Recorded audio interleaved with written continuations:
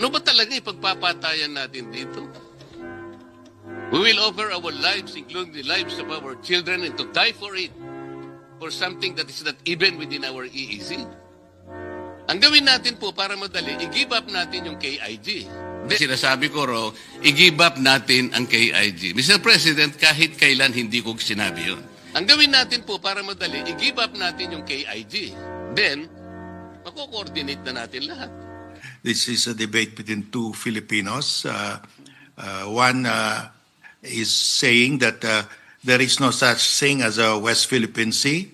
I disagree with that. There is a West Philippine Sea under Philippine law. Pero itong si Carpio Abay todo pagsisinungaling. Okay.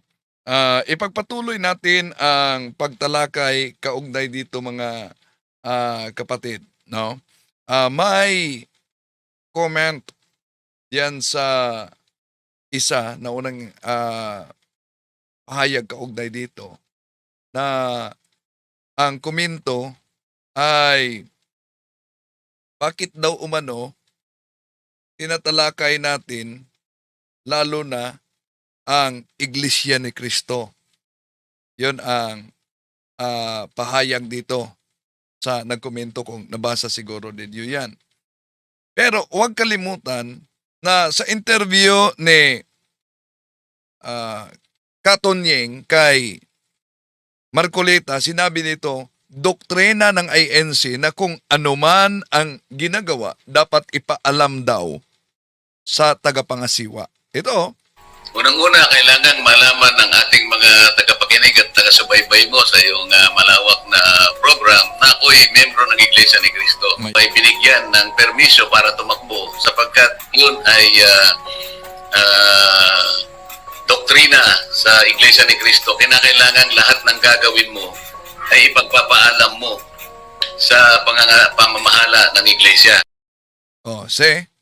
lahat na ginagawa dapat ipaalam daw sa tagapangasiwa ng iglesia. Kung totoo tong pahayag ni Senador Rodante Marcoleta bilang kaanib sa Iglesia ni Cristong tatag ni Felix Manalo, na dapat ipaalam sa tagapangasiwa sa pamunuan ng INC ang mahalagang hakbang o ang mga ginagawa bilang kaanib. Kaya ang tanong dito, may basbas ba ng pamunuan ng INC ang pahayag ni Senador Rodante Marcoleta na i-give up ang Kalayaan Island Group, TIG? Kung wala, bakit niya ito sinabi? Pero kung meron naman, bakit kinalaunan ay sinabi niyang hindi naman umano niya sinabi kahit kailan na i-give up ang Kalayaan Island Group? May tanong tayo mga kapatid. Dahil may umiikot na video sa pahayag na yan. Ang katanungan diyan, mga mahal na kapatid, na nasa live, maniniwala ba kayo sa pahayag ni Senador Rodante Marcoleta na kahit kailan, hindi daw niya sinabing i-give up ang KIG? Ito'y mahalagang bahagi na dapat alam natin at tatalakayin natin at ipagpatuloy natin ang reaksyon sa pahayag sa isa pang kaanib ng INC na si Tinig ng Karunungan, mga kapatid. Samahan ninyo ako.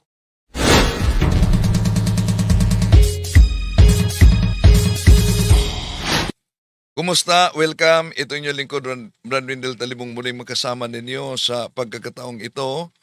At inaniyahan natin ang ating mga suking taga-subaybay. Huwag kalimutang pindutin ang like sa ating live. At huwag din kalimutang mag-subscribe at pindutin ang bell button para updated kayo. Mag-comment at i-share ninyo. At kung saan man kayo ngayon nag-subaybay o nanood sa ating live streaming, inanyayahan natin ang mga suking taga-subaybay kung saan man kayo sa ating bansa o sa ibayong bansa, lalo na sa mga OFWs, ilagay ninyo kung saan kayo nakabase para alam natin kung saan nakaabot ang ating talakayan ngayon. Sa lahat nating mga taga-subaybay at sa mga nagkomento na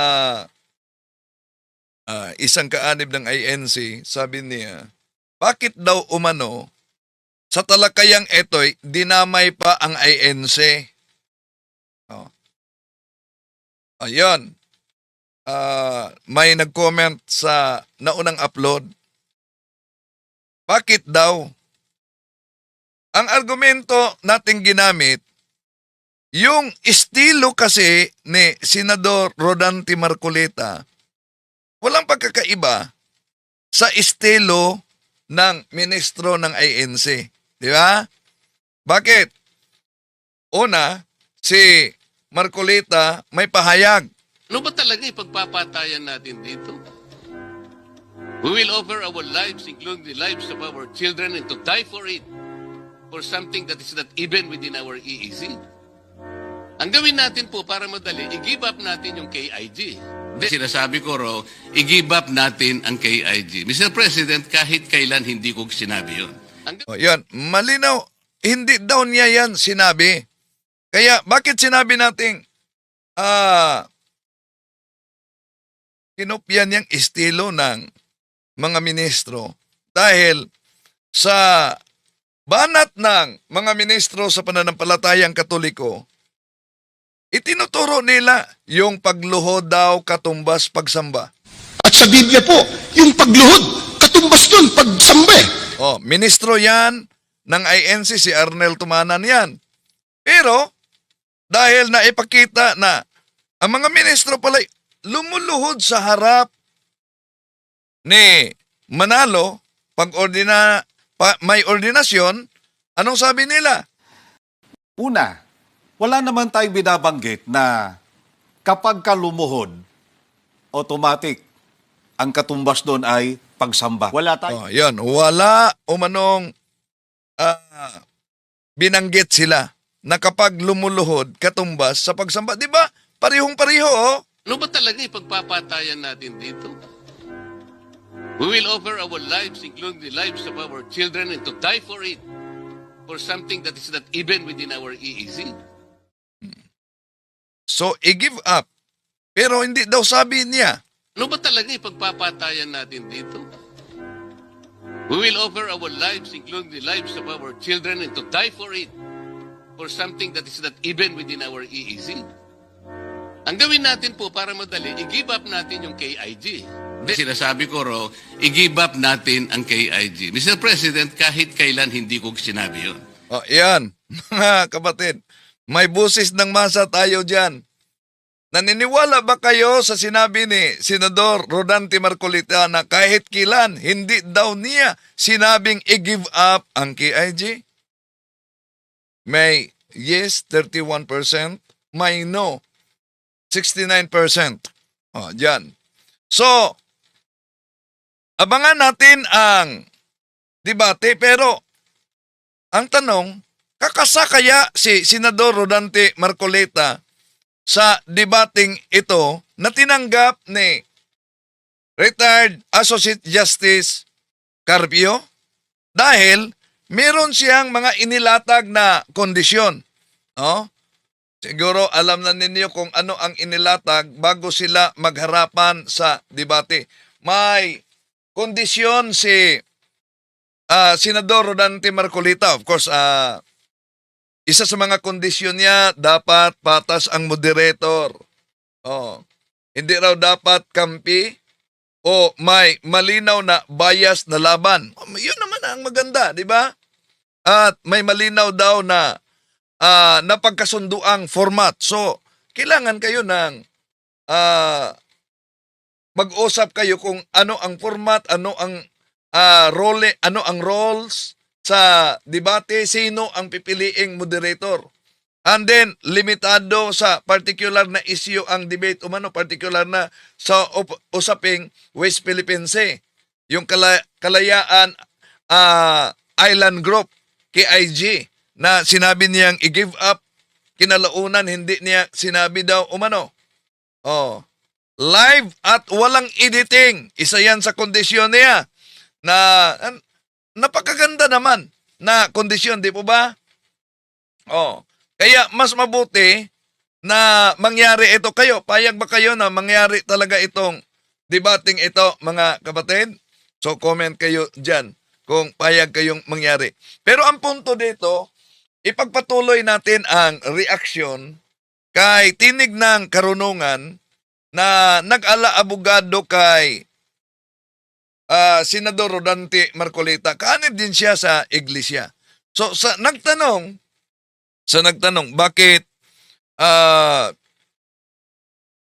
bakit isama pa ang iglesia sa usaping ito? Si Marcolita mismo ang nagsabi sa interview. Unang-una, kailangang malaman ng ating mga tagapakinig at taga-subaybay mo sa iyong malawak na program na ako'y membro ng Iglesia ni Cristo. Ay binigyan ng permisyo para tumakbo sapagkat yun ay doktrina sa Iglesia ni Cristo. Kinakailangan lahat ng gagawin mo ay ipagpapaalam mo sa pamamahala ng Iglesia. Yun. Lahat na gagawin daw ay ipaalam sa tagapamahala ng iglesia. Kaya ang lehitimong tanong dito, yung tindig ba bilang pag-amin ni Senador Rodante Marcolita na siya'y kaanib sa iglesia at doktrina ng iglesia na lahat na ginawa ay dapat ipaalam sa tagapamahala, yung pahayag ba niyang i-give up? Kinalaunan, sabi niya, hindi niya sinabing i-give up yon. Yun po ba ay may basbas sa sektang inaniban niya? Tanong lang, di ba? Kaya may mga nag-comment diyan na ang INC daw ay, may nag-comment, nabasa nyo? Hindi na Iglesia ni Cristo, Iglesia ni China. So, dito ating pakinggan, ipagpatuloy natin si tinig ng karunungan. Inalagan po ni Senator Marcoleta ang lantarang pagsisinungaling at panlilinlang ni former Associate Justice Mabigat ito. Mabigat, no? Lantarang pagsisinungaling. Tudo kasinungalingan. Sino ang tinutukoy na lantarang nagsisinungaling? Antonio Carpio sa sambayanang Pilipino. O si retired Associate Justice ay tudong pagsisinungaling si Carpio sa sambayanang Pilipino. Para sa ano? Para daw Abay isipin ninyo mga kababayan sa mga naging pahayag ni Carpio sa mga interview po sa kanya. Abay ipinauunawa niya sa mga tagapakinig niya na si Marcoleta daw po ay maka-China. Na ito daw pong senador na ito ay ipinaglalaban ang para sa interes ng China at hindi ang para sa kapakanan ng Pilipinas. Abay mantakin ninyo mga kababayan, saan ka nakakita ng isang senador na kung talagang maka-China siya, bakit niya ipinauunawa sa ating mga Pilipino kung papaano natin ipaglalaban in a legal way? yan. Paano natin ipaglalaban in a legal way? O na ipinaglaban na ang in a legal way, nanalo nga, di ba? Pero yung sabing ang layunin ni Carpio para siraan si Marcolita, yun ay mabigat na akusasyon. Meron bang ebidensya na ang layunin talaga ni Carpio ay siraan si Marcolita? Kundi sinagot lang yung mga pahayag ni Marcolita. Halimbawa, kung hindi si Marcolita maki-China, bakit sinabi niyang i-give up? Napakalinaw naman sa kumakalat na video. Pagkatapos sinabi niyang kahit kailan hindi niya sinabi yan. Diba? Ngayon, kung todo kasinungalingan si Carpio, ano yung kasinungalingang ikinakalat ni Carpio kay Marcolita? Aling bahagi sa pahayag ni Carpio na sinungaling? Di naman niya sinabi dito ni tinig ng karunungan. So, kung sinungaling ang pahayag ni Carpio, ano ang tamang impormasyon bilang patunay na nagsinungaling siya. So anong paraan na sinisiraan si Marcolita? Kung hindi ito matukoy at hindi naman tinutukoy talaga yung eksaktong pahayag na kasinungalingan daw, yun ay akusasyon, mga kapatid. Isa lamang opinyon at hindi yun argumento. So, dapat magbanggit ng specific talaga na pahayag. Diba? At maglatag ng ebidensya kung ano ang sinabing kasinungalingan. Kung sinabing nagsisinungaling si Carpio sa pagtawag kay Marcolita na maki-China, kailangan din sagutin ang isang mahalagang tanong, mga kapatid. Bakit niya iminungkahi na i-give up ang Kalayaan Island Group, KIG? Ang Kalayaan Island Group, mga kapatid, KIG, bahagi yan ng inaangkin ng Pilipinas na West Philippine Sea at sakop sa ating Exclusive Economic Zone, EEZ. So ang pagsuko, ang pagbitaw sa KIG, mga kapatid, ay hindi ito maliit na usapin, di ba? Ito ay may direktang epekto sa teritoryo, may direktang epekto sa soberanya at sa pambansang seguridad sa Pilipinas. So, ang punto dito, kung ang isang opisyal ay nagsusulong ng pag-give up sa teritoryong inaangkin ng Pilipinas o yung pagpapahayag ng posisyon na pabor sa claim ng China, di ba? Natural na lamang na questionin kung ang ganitong panindigan ay umaayon ba sa interes ng Pilipinas o umaayon ba sa interes ng China, di po ba? Hindi ito simpleng paninera. Ito ay pagsusuri ng posisyon at polisiya base mismo sa pahayag ng naturang tao. Hindi rin maaring ihiwalay ang konteksto sa 2016 na arbitral ruling, mga kapatid, na nagpapatibay sa karapatan ng Pilipinas sa West Philippine Sea. So, isang ruling na paulit-ulit na binanggit ni retired Associate Justice Antonio Carpio bilang pagtatanggol sa arbitral victory ng Pilipinas. So, ngayon, kung hindi maka-China si Marcolita, ang paninindigan niya, bakit ang solusyon niya ay isuko yung teritoryo ng Pilipinas, lalo na ang KIG? Malinaw naman yun. Narinig ninyo yan. Binanggit talaga niya. Pero sa mga interview ngayon, sabi niya, kailan, hindi talaga niya sinabing isuko ang KIG. Diba? Oh, i-give up. Hindi umano niya sinabi na i-give up. May bahagi pa na sinabi ni Katonyeng na ang pahayag daw ni Marcolita ay na-misinterpret siya. Pero saang bahagi na misinterpret siya na napakalinaw yun? So ang mas tanong dito, mga kapatid, alin ba ang maka-Pilipinas? Ang ipaglaban ang karapatan sa soberanya sa teritoryo o yung voluntaryong pagbitaw sa KIG? Di ba? Okay. Ngayon, sinabi dito ni Tinig ng Karunungan na unawa lang umano yung legal, kung sa paanong paraan, sa legal na paraan, ipaglaban. Ang ating karapatan, lalo na sa usaping exclusive economic zone, kung saan nagkakaroon nga ng suliranin ang Pilipinas at ang China. Kasi mga kababayan, ang ipinipilit dito ni Carpio, meron na raw ruling noong 2016. May mga batas na daw po na nagsasabi na atin yan. Walang karapatan ng China dyan. Hindi dapat sila manghimasok dyan kasi parte ng Pilipinas yan. Parte ng exclusive economic zone yan. Ang kay Marcoleta lang naman, wala naman tayong tutol dun eh. Oh, so wala namang tutol pala.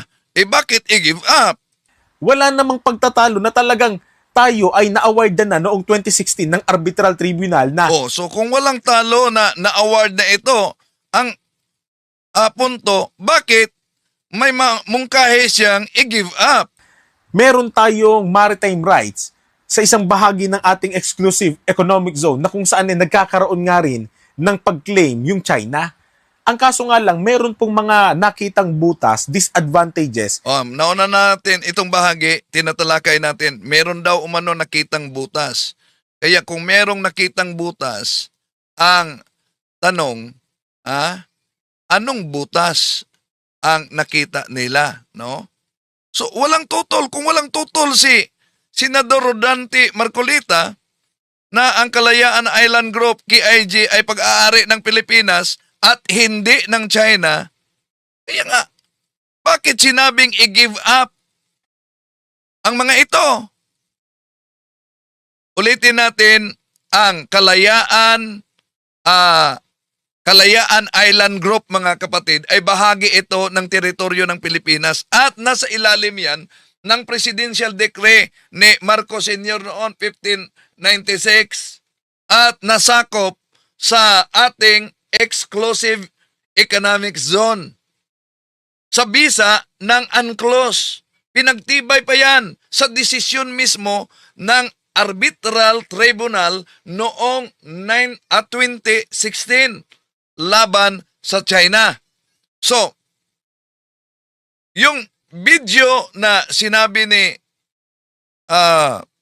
Marcoleta na i-give up na lang, pagkatapos sinabi niyang hindi daw umano, balikan natin asan ba yung pahayag na yan? Okay, balikan natin itong pahayag na ito, mga kapatid ni Senador Marcolita. Ito. Ano ba talaga ipagpapatayan natin dito? We will offer our lives, including the lives of our children, and to die for it, for something that is not even within our EEZ. Ang gawin natin po para madali, i-give up natin yung KIG. Sinasabi ko ro, i-give up natin ang KIG. Mr. President, kahit kailan hindi ko sinabi yun. Ang gawin natin po para madali, i-give up natin yung KIG. Then, mako-coordinate na natin lahat. Yan. I-give up talaga, no? Kaya, sa bidyong kumakalat ngayon na napakitang sinabi niyang i-give up ang KIG, hindi sapat sabihin na hindi ko sinasabi yon kahit kailan. May ebidensya na taliwas sa kanyang pahayag na hindi niya sinasabi daw. So, napakalinaw. Ang isang leader ay dapat malinaw at hindi pabago-bago yung tindig niya, lalo na sa usapin ng soberanya natin, di ba? So, ang tanong ay, hindi lamang kung ano ang intensyon. Kundi, mga kapatid, ang tanong, kung ano ang aktual na sinasabi at kung paano ito tutugma sa pambansang posisyon sa Pilipinas tungkol sa West Philippine Sea. Okay, punta tayo sa sinabi niyang may mga nakitang butas. Asan ba yan? Tuloy natin. Si Senator Rodante Marcoleta, Sandali, dito. economic zone yan. Ang kay Marcoleta lang naman, wala naman tayong tutol dun eh. Wala namang pagtatalo na talagang tayo ay na-awardan na noong 2016 ng Arbitral Tribunal na meron tayong maritime rights sa isang bahagi ng ating exclusive economic zone na kung saan ay nagkakaroon nga rin ng pag-claim yung China. Ang kaso nga lang, meron pong mga nakitang butas, disadvantages, si Senator Rodante Marcoleta na yun po yung ipinauunawa niya sa atin at yun din ang gusto niyang pagsikapan ng ating gobyerno na mabigyan at magawan ng solusyon. So, di niya tinatalakay dito kung ano yung nakitang butas ni Marcoleta. Di ba? Kung totoong walang tutol si Senador Rodante Marcoleta na nanalo ang Pilipinas sa arbitration, mga kapatid, ngunit sinasabi niyang dapat itong i-give up, ano ba talaga? Bakit may videong sinabi niyang dapat i-give up pagkatapos sinabi niyang kahit kailan hindi niya sinabi yan? So, ano yung nakitang butas? Natural lang talagang itanong. ano mismo ang butas na gustong ayusin ni Senador Marcolita? Bakit umabot sa puntong i-give up? Ang desisyong tinutukoy dito mga kapatid ay ang ruling ng Permanent Court of Arbitration. Nangyari iyan 2016 sa kaso ng Pilipinas laban sa China. Ilalim sa United Nations Convention on the Law of the Sea. Nanalo. So, Hulyo 12, 2016, idiniklara ng tribunal na walang legal na batayan ang 9-dash line claim ng China. Kinikilala ang karapatan ng Pilipinas sa loob ng kanyang exclusive economic zone. So, malinaw, ito'y isang legal victory sa ating bansa, mga kapatid, laban sa China, di ba? So, kung may butas, ano yung tinutukoy niyang butas? Dahil karaniwang argumento ng mga nagsasabing may butas, isa na yung sinasabing wala daw enforcement power ang tribunal. Totoo naman mga kapatid na walang sariling police force ang tribunal. Pero, pangalawa, hindi sumali ang China sa isinagawang proceedings. Pero alam nyo ba, ayon sa UNCLOS, maari pa ring ituloy ang kaso kahit absent ang isang partido. So, isa pa sa mga sinisilip na para sa kanila, butas, yung diplomatic realism daw. Mahirap ipatupad kung walang political will o backing. Pero alam niyo mga kapatid, mahalagang tandaan din, hindi pagiging butas ang kawalan ng enforcement. Bakit? Lahat ng international arbitration ay ganito talaga ang sistema. Ang legal validity, mga kapatid, ay hiwalay sa political implementation. So, hanggang ngayon, kinikilala ng maraming bansa at eksperto ang international law ng ruling bilang binding ito. Kaya, yung sabi na si retired Justice Carpio, Associate Justice Carpio, todo nagsisinungaling, tuloy natin. Pero itong si Carpio abay todo pagsisinungaling. Talagang ginagamit niya yung mga malilisyoso niyang kaisipan. Ginagamit niya na advantage yung mga nakikinig sa kanya para siraan itong si Senator Marcoleta sa mamamayang Pilipino. Bueno, paano nga ba pinalagan ni Senator Rodante Marcoleta? Bago dyan, paano pinalagan ni Senador Rodante Marcoleta? Yung sinabi niya na si Carpio ay todo pagsisinungaling at may malisyosong kaisipan daw para siraan si Marcoleta. Ang pahayag na ito ni Tinig ng Karunungan na kaanib sa INC, mga kapatid, na si retired Associate Justice Antonio Carpio ay todo nagsisinungaling, may malisyosong kaisipan pa. Para siraan si Senador Rodante Marcoleta, dapat may malinaw siyang ebidensya kaugnay dito. Hindi lang nagbabasa sa emosyon. Hindi dapat ang pagbibintang. Unang tanong, ano mismong pahayag ni Antonio Carpio ang kasinungalingan? Saang parte siya nagsisinungaling? May mali ba ang kaniyang inihayag tungkol sa West Philippine Sea o sa arbitral ruling? Kung walang matukoy na specific na kasinungalingan, ang akusasyon na ito, simpleng ad hominem. Isang paninira ng tao lamang, imbis sagutin yung argumento, mga kapatid. Bakit? Ang burden of proof, nasa nag-akusa. Nasa nag-akusa ng kasinungalingan. So, siya may obligasyon na magpatunay. Anong punto na nagsisinungaling si Carpio? Kung may sinasabing malisyoso, anong punto na malisyoso yon? Ang isang dating maestrado, mga kapatid, dapat may konkretong ah, konkretong pahayag talaga at ebidensya. Pero kung binaluktot lang ito sa interpretasyon na nagsisinungaling at malisyoso, ang tawag diyon kung walang ebidensya ay propaganda. Okay. Ito, reaksyon ni Marcoleta daw. Kuleta, yung former Associate Justice na yan. Panoorin po natin itong isang bahagi ng saganang mamamayan. Ito po. Meron pang isang, naalala ko yung post ng Yan. isang, ito, lagi natin binapag ito, yung retired Associate Justice. Sabi niya, para niya meron kang kapitbahay na nag-squat sa bahay mo sa bakod mo. Nung nag-squat siya, sasabihin mo bang friendly kapitbahay ba yan? Yan. Squatter nga, nung pinapalis mo, ayaw na umalis Yun ang kanyang argumento, san Sino? Yung retired Associate Justice Carpio. Teka mga kababayan.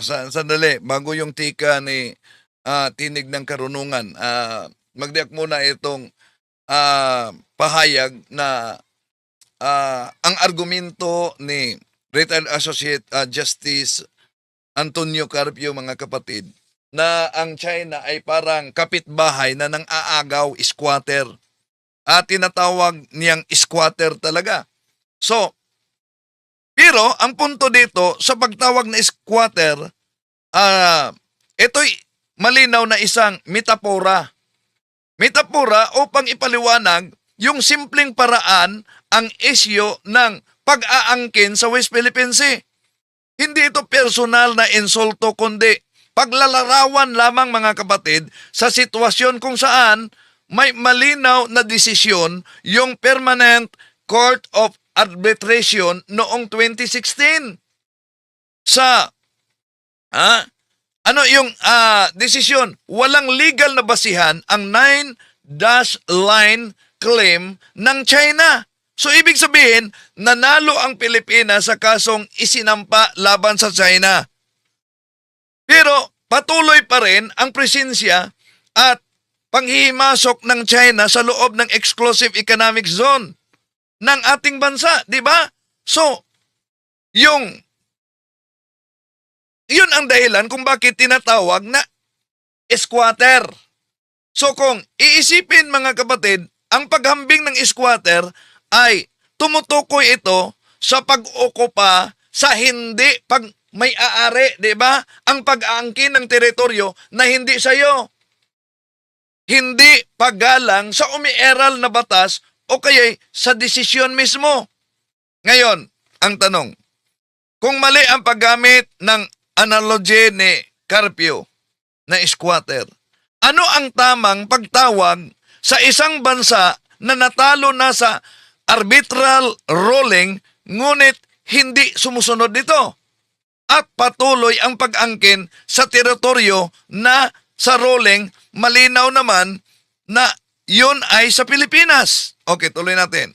Bayan na para maging familiar sa inyo itong si retired Justice Antonio Carpio. Ito lang naman yung justice na tinawag po si Senator Marcoleta na lowest rank, na siya raw ang may pinakabababang kalibre sa hanay ng mga abogado. Ito ang video. Panoorin muna natin saglit ito. Is Mark Oleta, Yan. sorry, Sir Tas, there are two justices here. Is Mark Oleta considered a legal luminary? In the calibers of lawyers, where does he fall?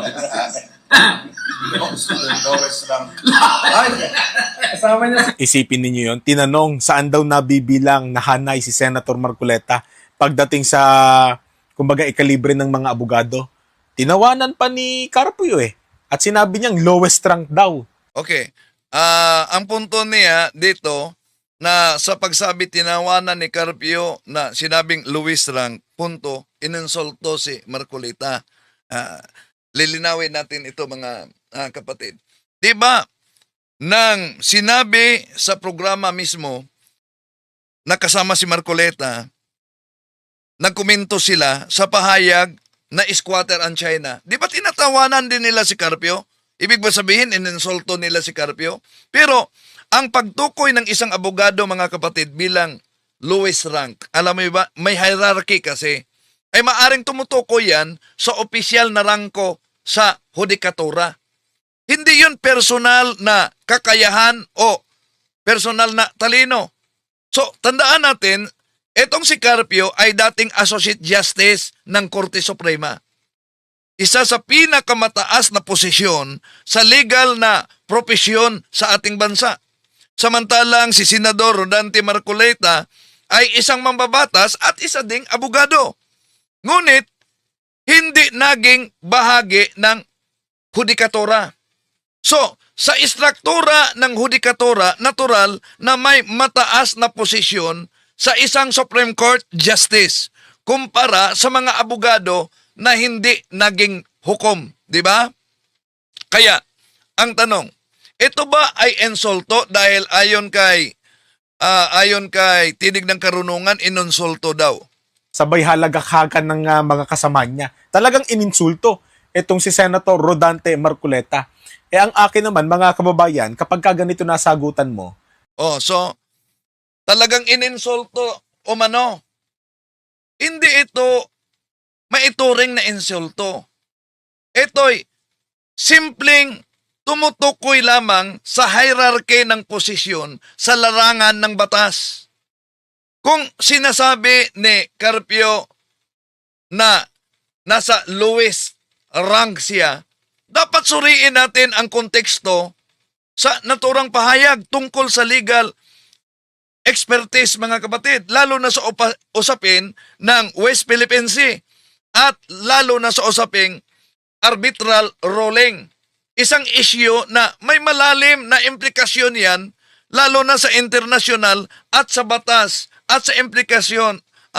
Kung malala niyo, eto si Carpio, siya ang espesyalista kaugnay diyan sa usapin yan. Pero ang pagbasa ni Tinig ng Karunungan, ito ay pang-iinsulto. pamemersonal na po ito eh. Kasi isipin mo kung talagang ikaw ay marunong at mahusay, hindi ka namemersonal, kumbaga ikaw ay patas pagdating sa perspektibo mo sa isang tao, lalo't kapwa mo pa nasa hanay nyo, kabaro nyo, ika nga, hindi mo para sabihin siya ay lowest rank si Marcoleta Lalo kung alam mo na isa si Marcoleta. Oh, sandali lang diyan, no? So, 'yon ang pahayag ni Tinig ng Karunungan na isang kaanib ng INC. Magkapatid sila ni Marcoleta. Ininsulto raw ni Antonio Carpio etong si Senador Rodante Marcoleta nang sinabing lowest rank ang pagkaabogado ni Marcoleta, sabay umanong tumatawa. Di ba? Oh. Ngunit ang mahalagang tanong dito, ang pagsasabi ba ng totoo tungkol sa rangko ng hudikatura ay maituring ba itong insulto agad? Sa istruktura ng hudikatura sa Pilipinas, mga kapatid, malinaw na may hierarchy o rangko ng abogado. 'Di ba? Merong judge, merong associate justice, merong chief justice, 'di ba? So, sa ganitong konteksto, ang lowest rank ay maaaring tumutukoy lamang sa pagiging pribadong abogado kumpara sa pagiging hukom o kumpara sa pagiging maestrado. Isang factual description yan. Hindi yan automatikong pang-insulto, di ba? Oh.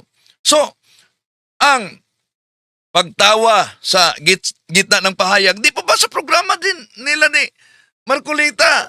Tumatawa din sila habang nagkomentaryo noong sinabi ni Carpio na parang squatter ang China. Hindi agad ito nangangahulugang pang-iinsulto na. So, sa maraming forum, sa maraming pahayag, mga kapatid, may mga pagkakataong matawa talaga tulad sa ginawa nila. Pero hindi ibig sabihin na yung pagtawa na yan ay panginginsulto na. Hindi sapat na may tawa para sabihing nilait at ininsulto na. Pagkatapos, namimersonal daw umano si Carpio kay Marcoleta. Sa dahilan kung bakit naipasara ang isang napakalaking kumpanya na kung saan sa pamamagitan ni Marcoleta, abay doon nakita yung iba't ibang katiwalian ng nasabing kumpanya na yon. Yun ba masasabi mong lowest rank? Oh, yan. tatalakayan natin. Magbigay tayo ng reaksyon mga kapatid. No? Yung sinabing pamimersonal na ginawa daw ni Carpio. Ang pagtukoy ni retired Associate Justice Antonio Carpio sa rangko ni Senador Rodante Marcolita bilang lowest rank ay pagbanggit lamang yan sa katotohanan tungkol sa posisyon o tungkol sa seniority sa isang organisasyon o sa isang institusyon. Paano ito magiging pamimersonal, di ba? Ang pamimersonal, yung pag-atake, lalo na si Tinig ng Karunungan mismo nagsabi, sinungaling si Carpio. Kahit kailan hindi sinabi ni Carpio, sinungaling si Marcoleta. Di ba? Oh. Yun ang pamimersonal. Pero yung lowest rank, pagbanggit lang yan sa katotohanan tungkol sa posisyon o seniority ng institusyon. Hindi yan ituring na pamimersonal. Ngunit kung ang konteksto tungkol sa kredibilidad, lalo na sa karanasan o otoridad sa usaping legal na pang-international na batas, ang pagbanggit ng rangko ay maaaring bahagi ng pagsusuri.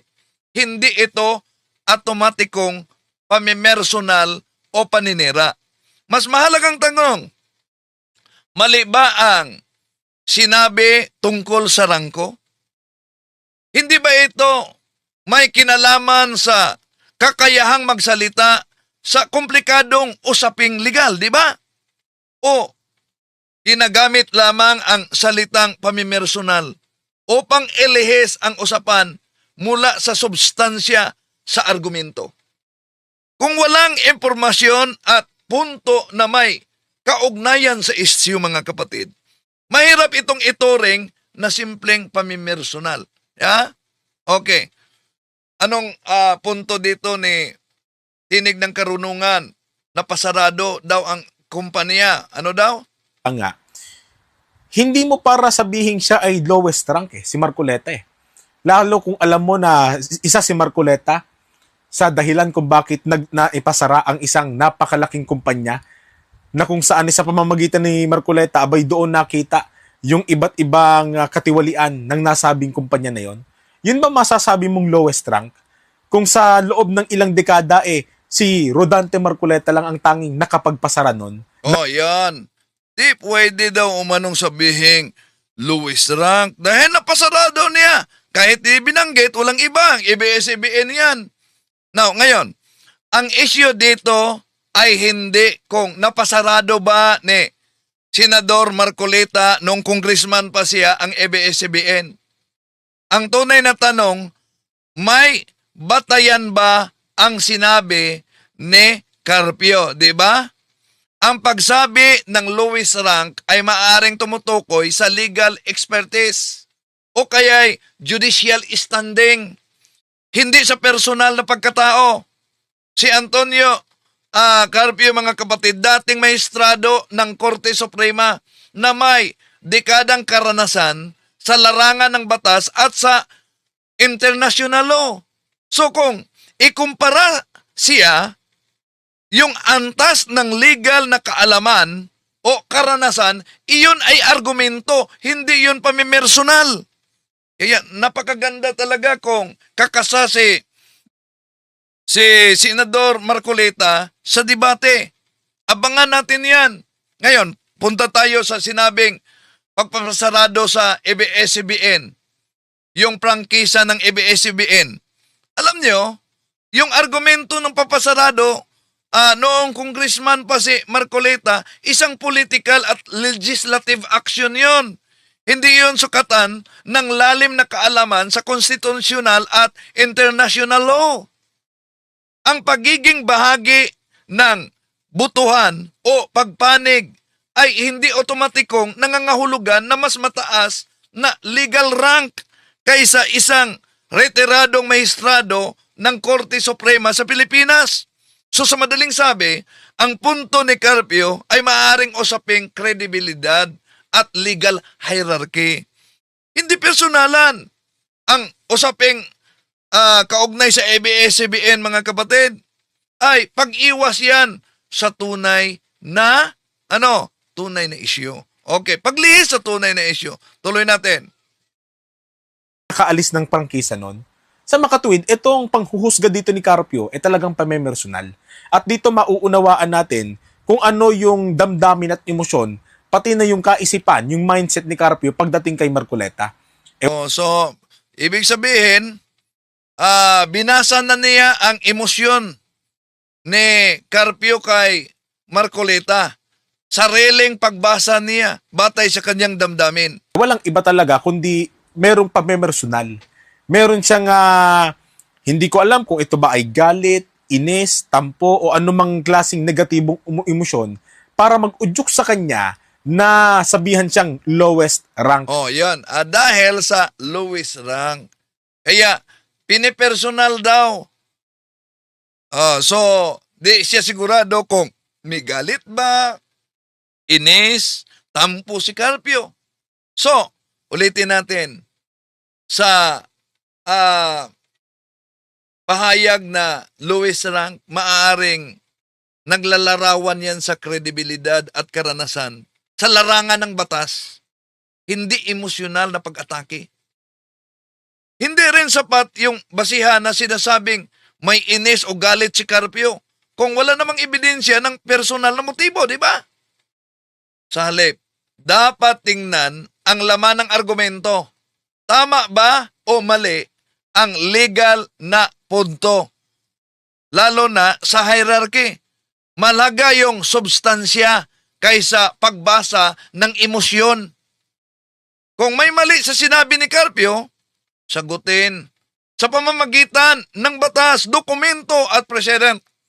Hindi sa pagbibintang ng motibo, batay lamang ang ebidensya ay damdamin. Di ba? Okay. Tuloy natin.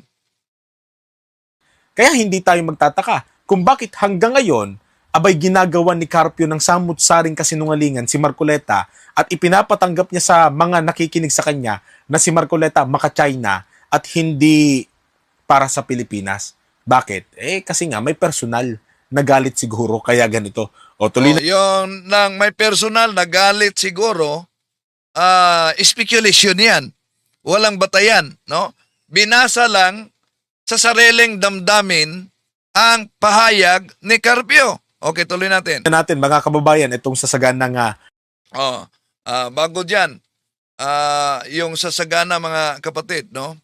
So, di ba, napakalinaw naman yung sinabi ni Senador Marcoleta na pinasinungalingan niya na i-give up. Ibalik natin. Diba? Napakalinaw naman yon. Ano ba talaga ipagpapatayan natin dito? We will offer our lives, including the lives of our children, and to die for it, for something that is not even within our EEZ. Ang gawin natin po para madali, i-give up natin yung KIG. Sinasabi ko, i-give up natin ang KIG. Mr. President, kahit kailan hindi ko sinabi yun. Ang gawin natin po para madali, i-give up natin yung KIG. Malinaw ha? I-give up daw ang KIG pagkatapos sinabi niyang hindi ko yan sinasabi. Napakalinaw yan. Nasa video talaga na i-give up. So, ang tanong, napag-isipan ba niyang mabuti yung pahayag na yan na i-give up ang KIG? Kaya nga, sa ganitong konteksto, ang terminong maka-China ay isang political na characterization, mga kapatid. Hindi yun automatikong kasinungalingan.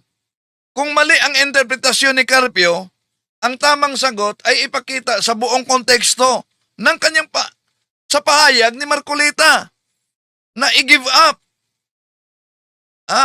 Okay, tuloy natin mga kapatid ang pahayag dito. Mamamayan, eto po. Ayan. Sino daw ang nag-squat? Ang binabagay, parang pinapalagay niya yung China, di ba? Ayaw yung ating katubigan, ano? Sino ba daw ang nag-squat? Kung sa punto na hindi tutol si Senador Marcoleta na tayo ang may-ari, at kung alam nila na kahit tayo'y may-ari, yung China ay nanatili Anong tawag dyan? Hindi ba yan squatter? Tuloy natin. So, patawagin mo raw bang friendly yan? Kung ini-squat ka yung lugar mo na pinapaalis mo sila, ay ayaw umalis doon sa property mo. Ang problema, Yan. ang problema dyan sinasabi mong ex-justice na Oh, so yan. Ang problema ng sinasabi mong ex-justice na yan, Opo. hanggang ngayon, hindi nila ma-determine yung coordinates ng West Philippine Sea. Ayun. yun. Paayon-ayon pa si Tinig ng Karunungan. Hanggang ngayon, hindi ma-determine ang coordinate ng West Philippine Sea daw. Di ba? Kasi hanggang ngayon, hindi niya maintindihan na yung mga isla na kung saan ay merong occupants, ano? Oh, yan. Hindi ma-determine daw umano mga kapatid. Kaya maganda talagang matuloy itong debate nila kung kakasa si Marcoleta. Bakit? Dahil mali ang premise ni Senador Marcoleta na hindi ma-determine ang coordinate ng West Philippine Sea. Bakit? Ang West Philippine Sea, mga kapatid, bahagi yan ng mas malawak na South China Sea. At ang saklaw nito, mga kapatid, ay nakabatay sa exclusive economic zone ng Pilipinas na malinaw na tinutukoy sa ilalim ng South China Sea Arbitration Permanent Court of Arbitration noong 2016. So pinagtibay ng arbitral ruling na walang legal na batayan ang 9-dash line claim ng China at kinikilala ang karapatan ng Pilipinas sa loob ng 200 nautical miles sa exclusive economic zone ng ating bansa, mga kapatid. So, may legal na batayan ang coordinates. Oh?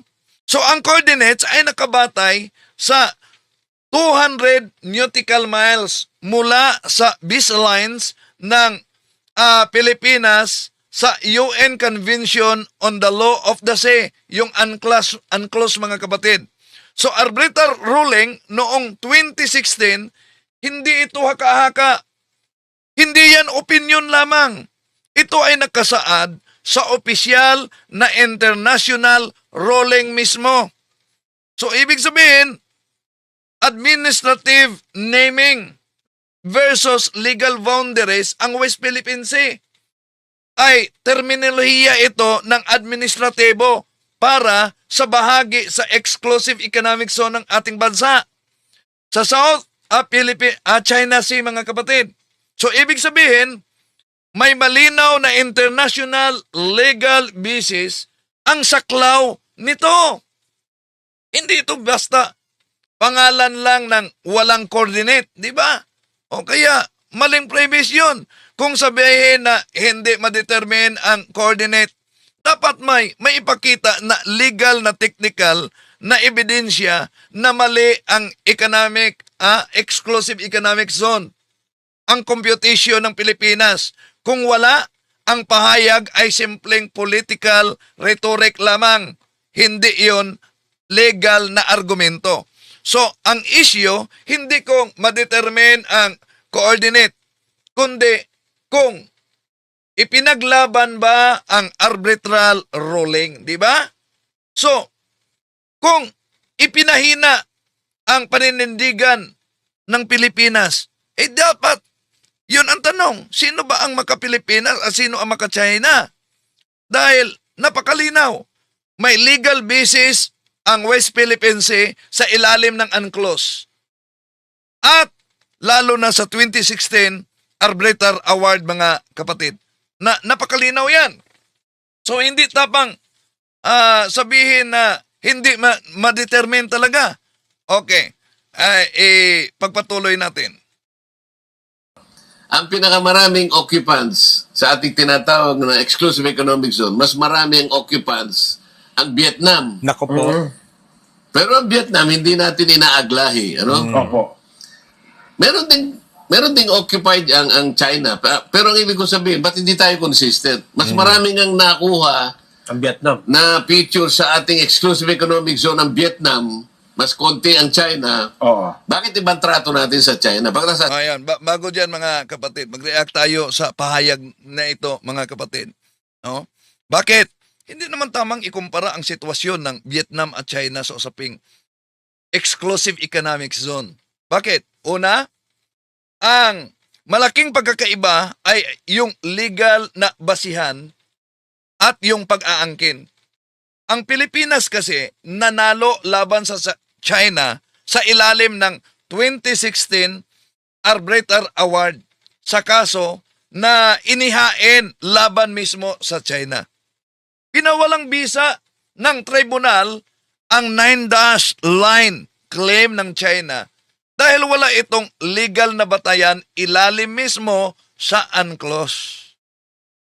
Samantalang, ang isyu ng presensya ng Vietnam sa ilang features sa West Philippine Sea ay hindi iyan nakaangkla sa isang malawak at illegal na pag-angkin sa halos buong South China Sea.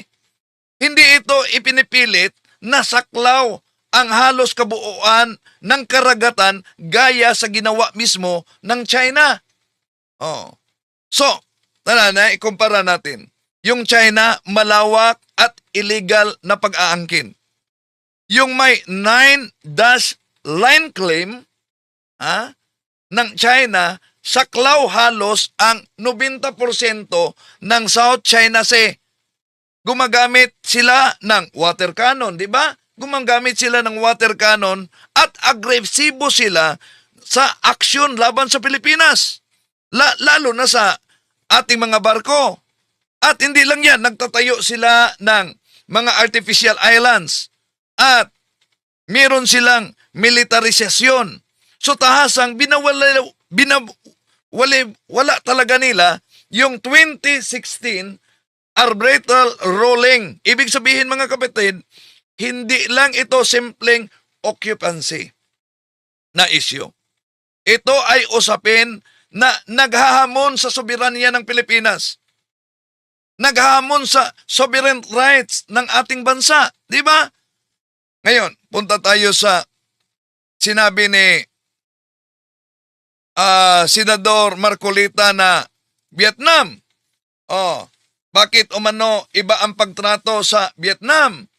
Ang Vietnam, limitado at may ibang approach kasi. May ilang occupied features sa Sprat list. Walang 9-dash line claim yan. May diplomatic engagement sa Pilipinas. Hindi direktang hinaharangan ang Philippine resupply missions sa parehong antas ng agresyon ng China, di ba?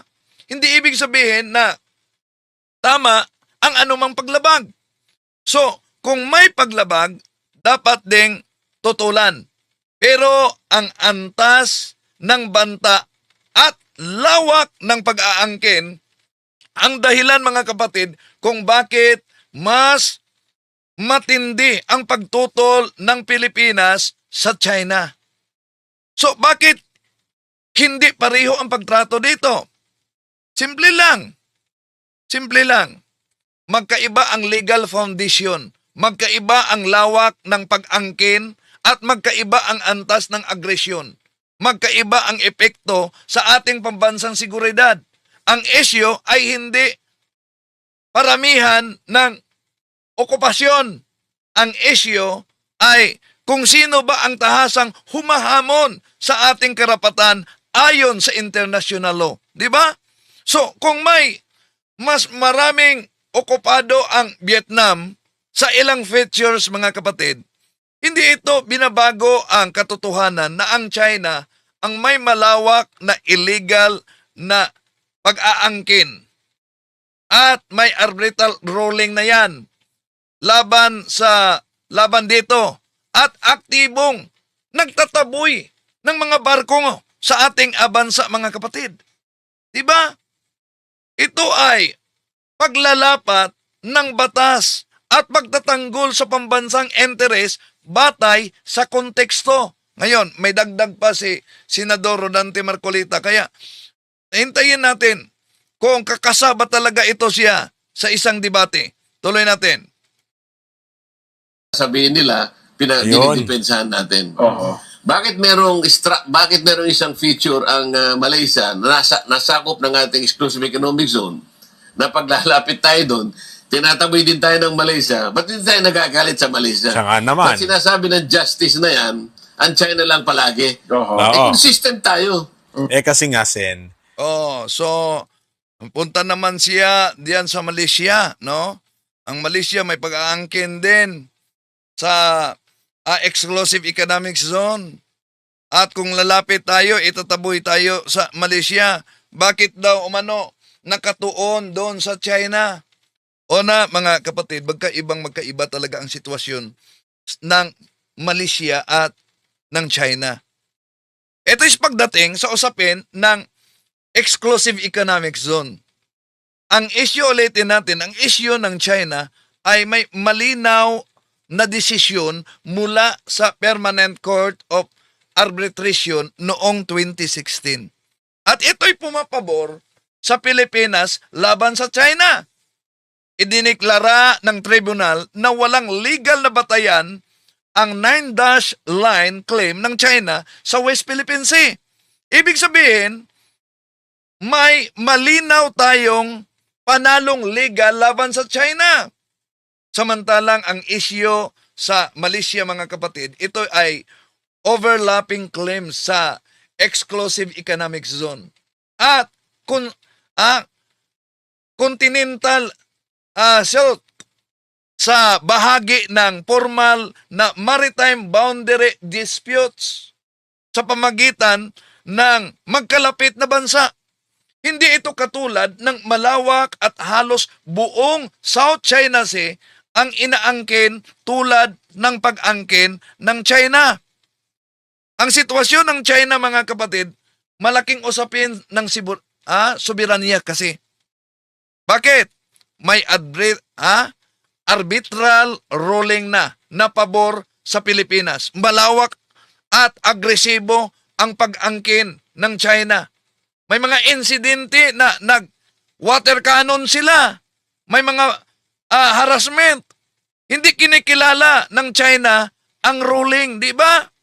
So yung Malaysia naman, sitwasyon about yan sa boundary dispute, yung overlapping ng exclusive economic zone. So, walang arbitral ruling laban sa Malaysia. Karaniwan yang maritime boundary negotiation. So, ibig sabihin, diplomatic approach ang ginagamit.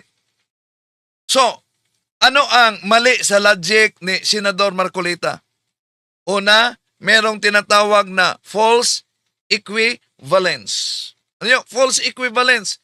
Hindi pareho ang legal na geopolitical situation ng China at Malaysia.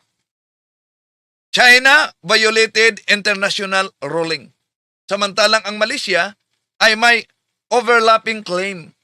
Hindi ito katulad ng sweeping 9-dash line. Geopolitical scale, superpower. Ang China na may militarization sa West Philippine Sea. Hindi ganyan ang Malaysia. Hindi ibig sabihin na kung may issue tayo sa Malaysia, ay dapat pareho ang approach sa China. Ang polisiya ng gobyerno, mga kapatid, ay nakabatay sa antas ng banta.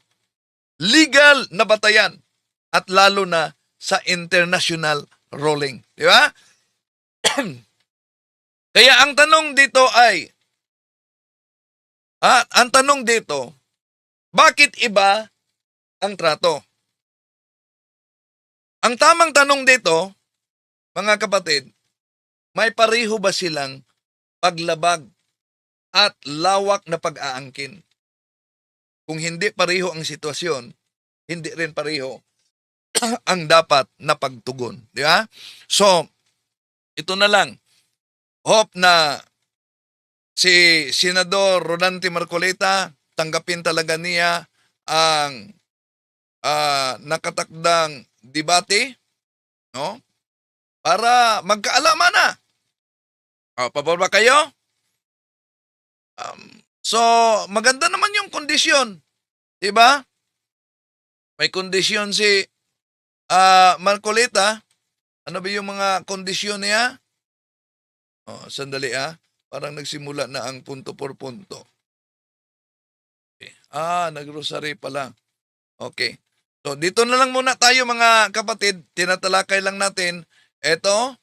At mamaya pasok tayo sa punto por punto dahil papasok si Father Darwin. Maraming salamat sa inyong pagsubaybay. Ito yung lingkod, Brother Windel Talibong. Hanggang sa muli.